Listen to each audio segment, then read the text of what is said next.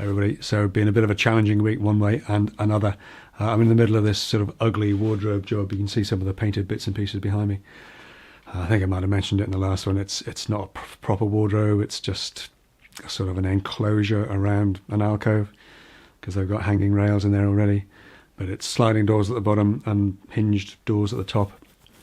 But one part of this has to bear off the chimney breast. It's ugly and it's messy, and it's not going to make it to the to the main channel. I've shot a few little bits. Maybe I'll share it with you later on once it's done and dusted.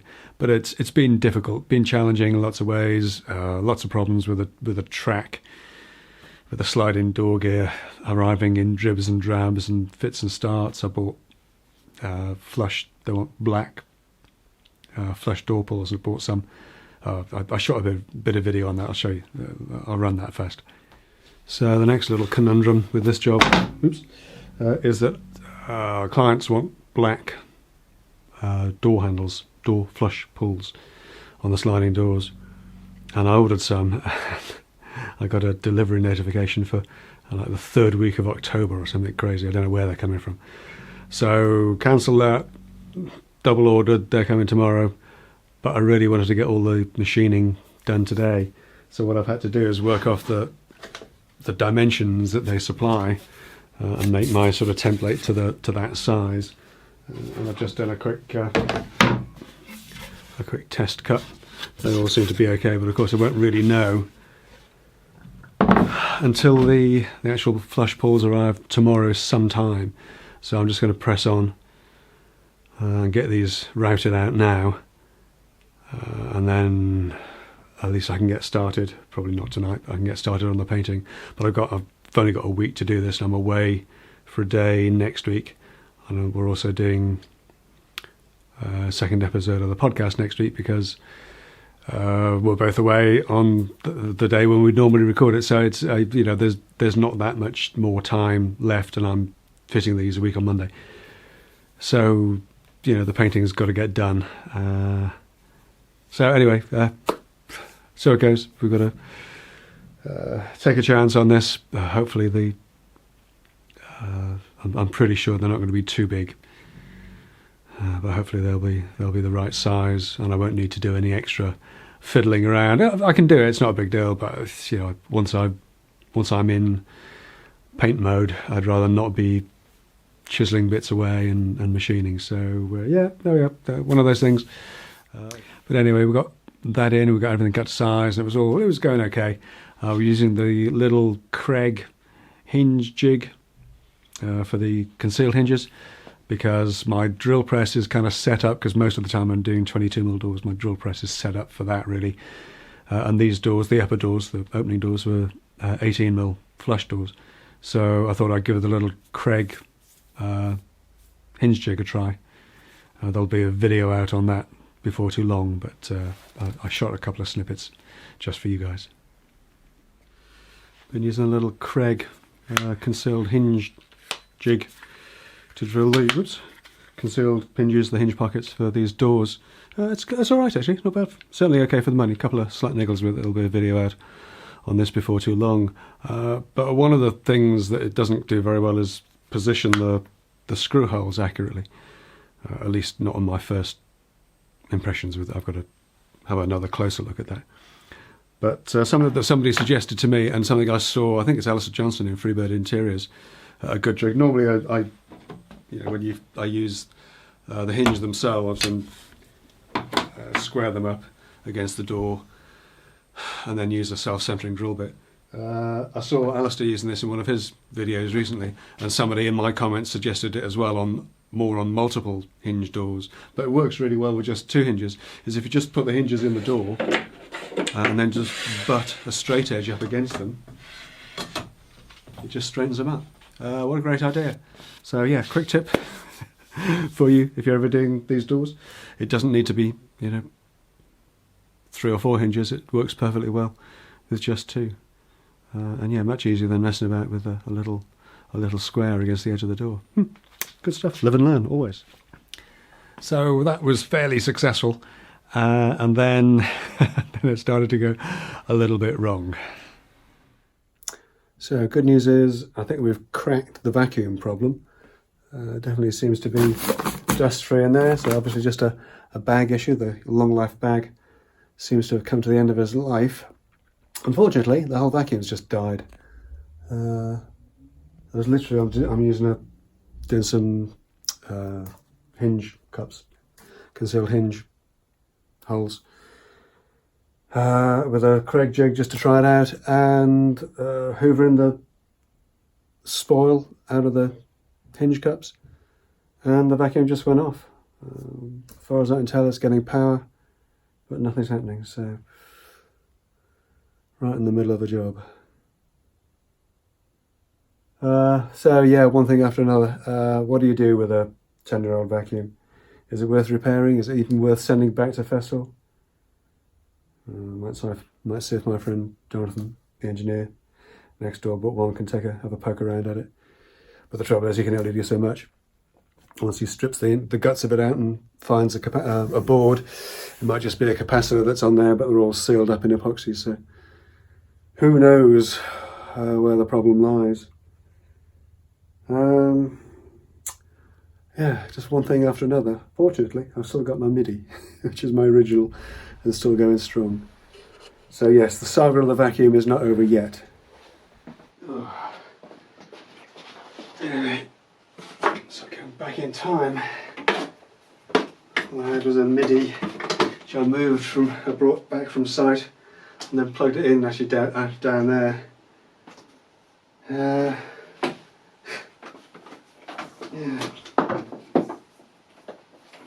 Thought I moved on from that. However, hoses are all modular. I'll just go straight in there, and then that's us back in business as soon as I get the cable fed through. I'm fairly sure I can do somehow.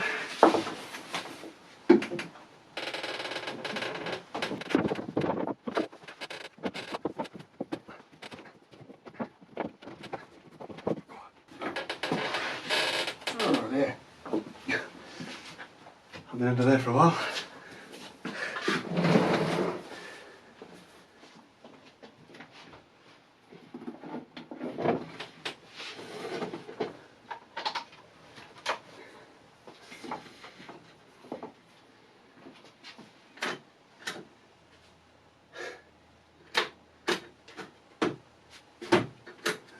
Come on.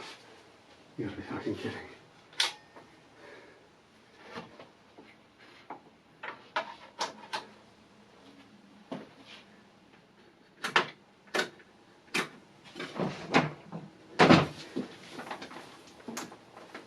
Bloody plug the right cable back in.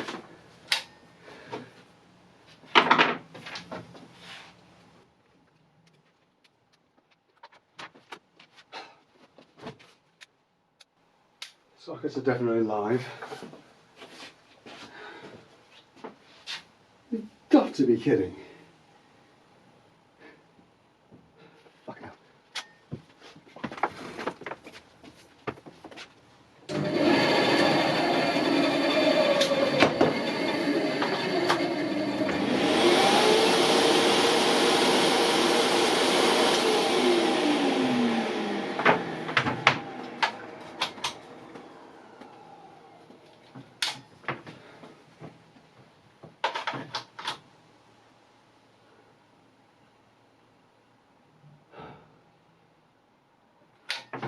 So it's just the socket. I tried that. I tried the old vacuum in that socket and it did not work.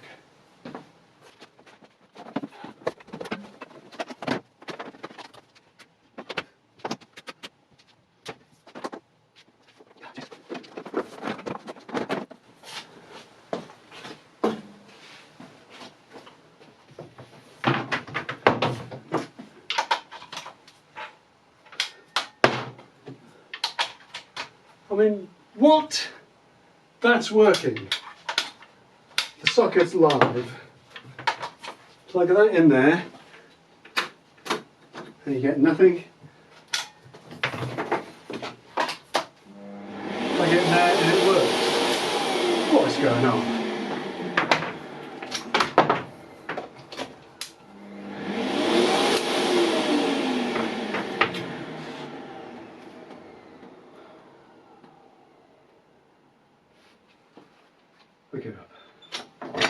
Not the day for this.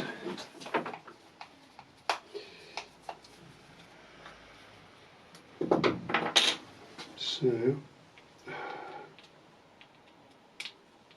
little bit of remedial work. I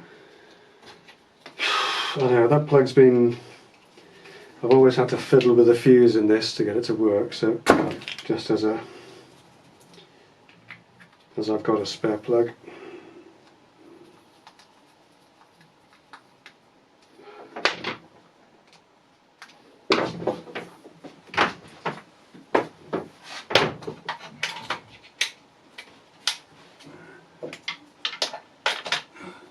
Live.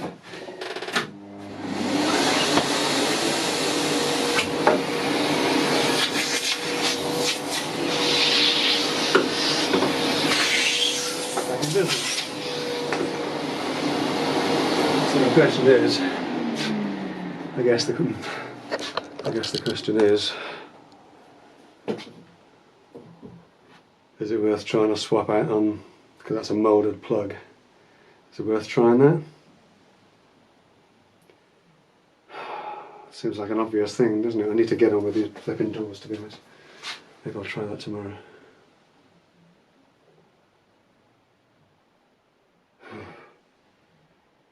Always something. Always something. Continuity test, I might do it, mightn't it?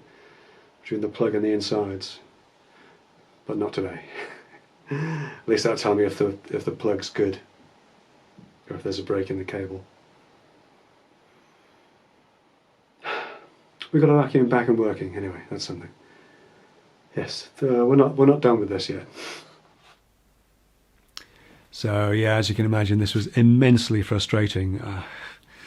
You know, the little vacuum that I've had forever and works fine just wouldn't work in one plug, and then it would in another, and then you change it to another one and it works, so you swap all the cables around, and then it wouldn't work.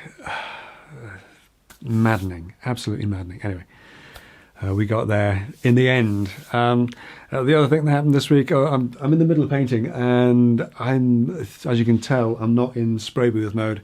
I'm trying this with rollering, and I've forgotten how long it took. Yeah. We'll see if I do a top coat like this, but we need to let this dry. The other thing that I did was, of course, we've got the podcast coming out. Episode 31, first episode of season 4, is out tomorrow, Monday the 30th. And while we were recording this, I shot a little bit of behind the scenes and a little bit of me and Andy first talking. So I'm going to let that run now. And that'll finish off this video. As always, thanks for watching. I hope you've enjoyed this little sort of week of maddening frustration. Next week will be better, I'm sure. And thanks, as always, for your support. And don't forget to check out that podcast, Measuring Up Podcast, episode 31, first episode of season 4, out tomorrow morning, Monday the 30th, bright and early. That's it for this week, though. I'll see you next time. Take care.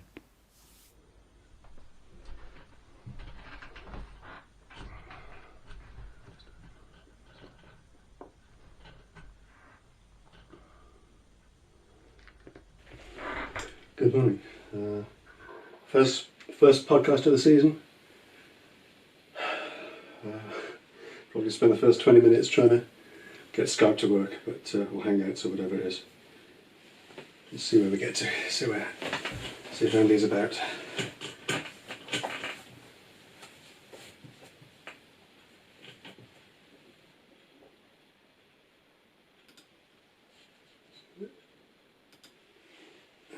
No way back.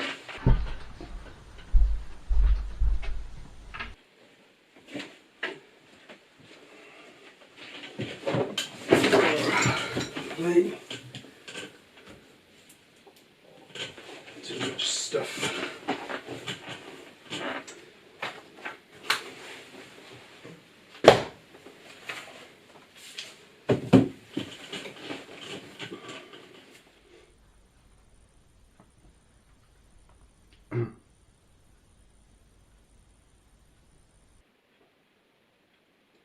So backup is recording. Let's Good. You're recording. You're recording, not for long. Let's see if Andy's about. This will record when I speak into it.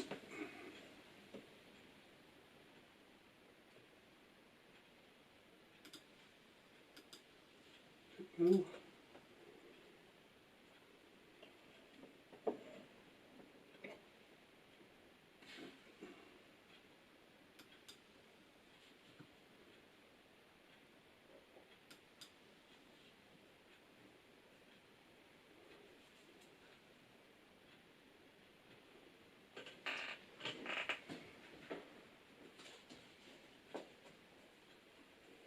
You haven't started yet. I need the little hoover because I'm going to be cleaning the bathroom. Hello, hello. Hello, how you doing? You're sideways again. Hang on a sec. Technical things going on. Yeah. Okay. Yeah. All right, your way. Sorry. There's one I've lost one.